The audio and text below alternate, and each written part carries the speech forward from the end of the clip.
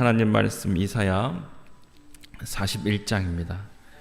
이사야 41장 21절에서 29절까지 말씀, 구약성경 1017쪽 이사야 41장 21절에서 29절까지 말씀입니다. 우리 한 목소리로 한 절씩 우리 읽고 마지막 절은 함께 읽겠습니다. 나 여호와가 말하노니 너희 우상들은 소송하라. 야곱의 왕이 말하노니 너희는 확실한 증거를 보이라. 장차 당할 일을 우리에게 진술하라. 또 이전 일이 어떠한 것도 알게 하라. 우리가 마음에 두고 그 결말을 알아보리라. 혹 앞으로 올 일을 듣게 하며 뒤에 올 일을 알게 하라. 그리하면 너희가 신들인 줄을 우리가 알리라. 또 복을 내리든지 재난을 내리든지 하라. 우리가 함께 보고 놀라리라. 보라, 너희는 아무것도 아니며 너희 일은 허망하며 너희를 택한 자는 가증하니라. 내가 한 사람을 일으켜 북방에서 오게 하며 내 이름을 부르는 자를 해 돋는 곳에서 오게 하였나니 그가 이르러 고관들을 석회같이 토기장이가 진흙을 밟음같이 하리니 누가 처음부터 이 일을 알게 하며 우리가 알았느냐? 누가 이전부터 알게 하여 우리가 옳다고 말하게 하였느냐? 알게 하는 자도 없고 들려주는 자도 없고 너희 말을 듣는 자도 없도다. 내가 비로소 시온에게 너희는 이제 그들을 보게 하였노라. 내가 기쁜 소식을 전할 자를 예루살렘에 주리라. 본즉 한 사람도 없으며 내가 물어도 그들 가운데에 한 말도 대답할 조언자가 없도다. 보라, 그들은 다 헛되며 그들의 행사는 허무하며 그들이 부어 만든 우상들은 바람이요 공허한 것뿐이니라. 아멘. 우리 어제 이어서 오늘 41장은 유다 백성들이 왜 포로로 끌려갔느냐? 우상 숭배 때문이다, 이렇게 이야기하고 있습니다. 우상 숭배 때문에 하나님이 포로로 끌려가게 하셨다라고 하는 것입니다. 왜 우상을 숭배하죠? 여전히 불안하기 때문에 그렇습니다. 우상은 확실해 보이거든요. 현세적인 것 같고 우상은 내가 하는 만큼 나에게 줄 수 있는 것 같이 보입니다. 우상은 도덕이나 인격을 필요로 하지 않죠. 우상이 확실해 보이기 때문에 이때 유다 백성들도 우상을 숭배했었고 오늘날 우리도 우상을 숭배하는 자리에 많이 나간다라고 하는 것입니다. 그러니까 하나님께서 이 우상들을 다 소집해서 소송해서 변론해보자, 이렇게 이야기하는 것이죠. 21절 보십시오. 나 여호와가 말하노니 너희 우상들은 소송하라. 야곱의 왕이 말하노니 너희는 확실한 증거를 보이라. 진짜 누가 하나님인지 한번 너희들 나에게 소송해봐라. 우상들에게 이렇게 이야기하는 것입니다. 이건 우상이 실제로 있기 때문에 하나님이 이렇게 말씀하시는 것이 아니지요. 이것은 우상을 숭배하는 자들에게 하나님이 조롱하시는 것입니다. 우상이 진짜면 너희들 우상들 다 나에게 소송해서 단체로 나에게 와서 한번 변론해봐라. 누가 진짜인지 한번 보자, 이렇게 이야기하는 것이죠. 22절 보십시오. 장차 당할 일을 우리에게 진술하라. 그러니까 장차 당할 일을, 미래에 일어날 일을 한번 우상들에게 이야기해 보라고 해라, 이렇게 이야기하는 것입니다. 또 이전 일이 어떠한 것도 알게 하라. 이전에 이 일이 왜 일어났는지도, 역사적으로 이 일이 왜 일어났는지 우상들에게 물어보라는 거예요. 우상이 말할 수 있는지. 우리가 마음에 두고 그 결말을 알아보리라. 혹 앞으로 올 일을 듣게 하며 23절 뒤에 올 일을 알게 하라. 그리하면 너희가 신들인 줄을 우리가 알리라. 그러니까 어느 것도 하나 앞에 일어날 일이나 뒤에 있었던 일의 해석도 우상은 할 수 없다는 것입니다. 또 복을 내리든지 재난을 내리든지 하라. 우리가 함께 보고 놀라리라. 복이나 재난 중에 어느 하나라도 내려봐라. 우상들이 그걸 할 수 있느냐. 혹시라도 복이나 재난이나 한 번이라도 내릴 수 있으면 내가 인정하겠다는 거예요. 근데 전혀 불가능하다라고 하는 거죠. 그러니까 결과적으로 하나님이 우상들과의 싸움에서 우상은 엉터리 중에 엉터리다, 이렇게 이야기하는 것입니다. 불안 때문에 우상을 우리가 의지를 하죠. 근데 정말 바보 같은 일입니다. 그걸 돈을 줘가면서 점집에 가서 내 미래를 알겠다고 거기에다가 우리의 인생의 전체를 맡기는 것, 그것만큼 어리석고 바보 같은 일이 없다는 것입니다.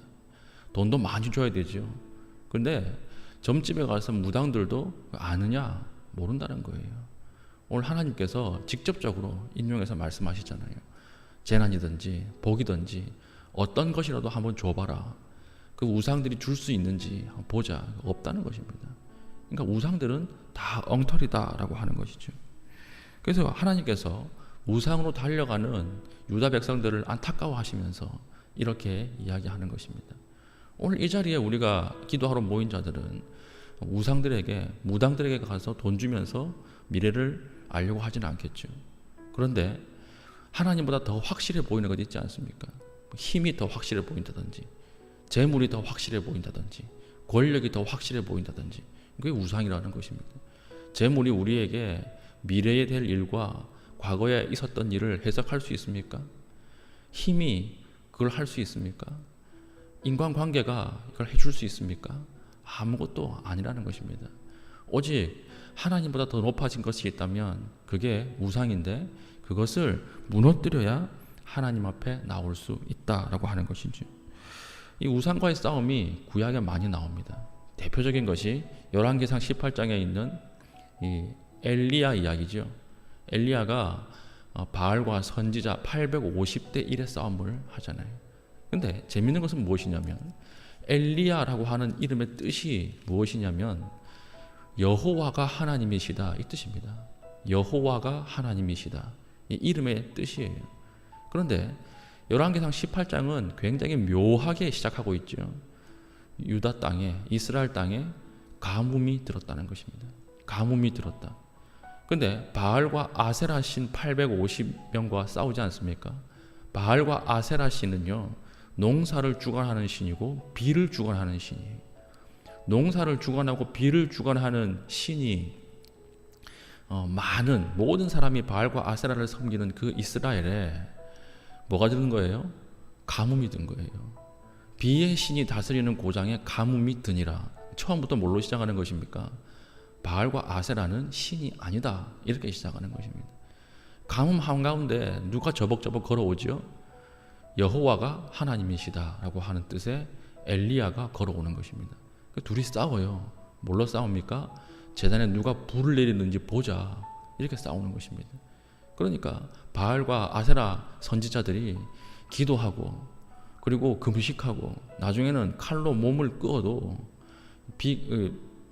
불 한 방울도 나타나지 않죠. 아무 변화가 일어나지 않죠. 근데 엘리야가 그 가운데 물을 붓지 않습니까? 불이 붙을 수 없는 환경을 조성해 놓고 기도하는 가운데 불이 떨어져서 다 태워버리죠. 무슨 뜻입니까? 이름의 그대로 여호와가 하나님이시다라고 하는 것입니다. 여호와가 하나님이시다. 오늘 하나님께서는 구약부터 지금까지 계속해서 여호와만이 오직 신실하고 유일한 하나님이시다라고 하는 것입니다. 그래서 24절 보십시오. 보라, 너희는 아무것도 아니며 너희 일은 허망하며 너희를 택한 자는 가증하니라. 하나님께서 하나님을 택하지 않고 우상을 택한 자들에게 가증하다, 이렇게 이야기하는 것입니다.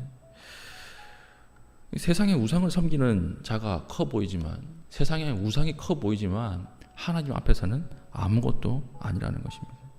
그러므로 우리가 권력이나 힘이나 재물이나 사람의 손으로 부어 만든 것 앞에 두려워하거나 그리고 엎드리면 안 된다는 것입니다. 우리 그것을 안타까워해야 되죠. 사람들은 눈에 보이는 게 없기 때문에 그게 전부인 줄 알지만 우리는 아니라는 것입니다. 그런데 순간순간 헷갈려요. 하나님이 아무것도 아니라고 하는데 내가 보기에는 아무것도 아닌 게 아닌 거죠. 힘이 있을 것 같고 도와줄 수 있을 것 같고 나에게 능력이 될 것 같이 보인다는 것입니다. 그때마다 우리가 어떻게 해야 됩니까? 신실하신 하나님 앞에 하나님의 그 인격적 하나님을 체험해야 한다라고 하는 것입니다. 우리 안에 하나님이 마음속에 좌정을 하셔야 다른 것들이 눈에 들어오지 않는다는 것입니다. 가짜를 구별하는 방법이 무엇입니까? 가짜를 구별하는 방법은 진짜를 정확하게 아는 거예요. 우리 미조지폐 감별단이라고 하는 감별사라, 병아리 감별사, 미조지폐 감별사, 이런 사람들이 있지 않습니까? 이 사람들이 위조지폐를 구별하는 방법이 있다 그러잖아요. 그게 뭐냐면 진짜 돈을 계속 쳐다보는 거예요. 진짜 돈을. 진짜 돈이 물에 담갔다가 나왔을 때 어떤 모양인가? 진짜 돈이 불에 탔을 때 어떤 형상으로 변하는가? 진짜 돈이 10% 망가졌을 때, 진짜 돈이 20% 망가졌을 때, 이걸 계속 연구한다는 거예요. 몇 개월 동안. 그러면 딱 보는 순간에 위조인지 진품인지 바로 안다는 것입니다. 그러니까 가짜를 구별하는 방법은 다른 모든 가짜를 다 공부하는 것이 아닙니다. 가짜를 구별하는 방법은 진짜를 정확하게 아는 거예요. 진짜를 바로 알면 가짜는 보는 순간 구별이 된다는 것입니다. 오늘 마찬가지죠. 하나님의 사랑을 깊이 경험한 사람은요, 세상에 헛된 사랑에 빠지지 않습니다. 하나님의 능력에 깊이 체험한 사람은 세상 가짜 능력에 동화되지 않는다는 것입니다. 하나님께서 오늘 우리에게 너희 마음속 중심에 하나님으로 깊이 채우라. 하나님 중심에 하나님이 너희 마음에 좌정하게 하라. 그러면 세상의 모든 우상이나 가짜들은 구별하고 그 앞에 가지 않게 될 것이다. 이렇게 초청하는 것입니다. 그래서 우리도 성전 미문에 베드로처럼 이렇게 말할 수 있어야 되지. 세상이 우상으로 섬기는 은과 금은 내게 없거니와 내게 있는 것으로 내게 주노니 일어나 걸어라. 우리에게 있는 것이 무엇입니까? 전능하신 하나님, 능력의 하나님, 그 하나님을 보여줄 수 있어야 한다는 것입니다. 그래서 25절 보십시오. 하나님 다시 한 번 더 이야기하죠. 내가 한 사람을 일으켜 북방에서 오게 하며 내 이름을 부르는 자를 해 돋는 곳에서 오게 하였나니 그가 이르러 고관들을 석회같이 토기장이가 진흙을 밟음 같이 하리니. 자, 한 사람을 일으켜 북방에서 오게 하리니, 이게 누구라 그랬습니까? 어저께 고레스 왕이라 그랬죠. 믿지 않는 고레스 왕. 이게 고레스 왕 태어나기 150년 전 예언입니다. 150년 뒤에 내가 고레스 왕을 세울 것이다. 우상은 할 수 없는 한 사람을 내가 북방에서 불러서 너희를 구원할 것이라는 거예요. 그러니까 우상은 모릅니다. 우상은 현세적이기 때문에. 우상은 모든 게 다 지금이죠. 그러나 하나님은 미래를 통찰하시는 분이, 하나님은 미래를 주관하시고 모든 우주의 역사를 주관하시는 분이고 하나님 관할하는 분이라는 것입니다. 이 하나님 앞에 우리가 정확하게 하나님을 바라보고 기도할 수 있어야 할 것입니다. 불안에서 풀려났다면 더 이상 흔들리지 마십시오. 더 이상 우상, 하나님보다 더 힘세 보이는 것들을 우리 의지하거나 의뢰하지 마십시오. 27절 보십시오. 내가 비로소 시온에게 너희는 이제 그들을 보라 하여노라. 내가 기쁜 소식을 전할 자를 예루살렘에 주리라. 하나님이 고레스가 온다 이렇게 이야기하는 거죠. 모든 역사를 주관하시는 하나님 앞에 우리의 모든 소원들을 아뢰고 깊이 있게 기도할 수 있는 주의 신실한 백성 되시기를 축원합니다. 아멘. 기도하겠습니다. 기도할 때 하나님 한 분만 바라보게 하여 주시고 하나님 한 분에게 우리의 모든 마음에 있는 깊은 것들을 아뢰일 수 있는 은혜 허락하여 주시옵소서. 하나님 기도할 때 나의 기도를 들어주십시오. 이렇게 기도하고 자유롭게 돌아가시겠습니다.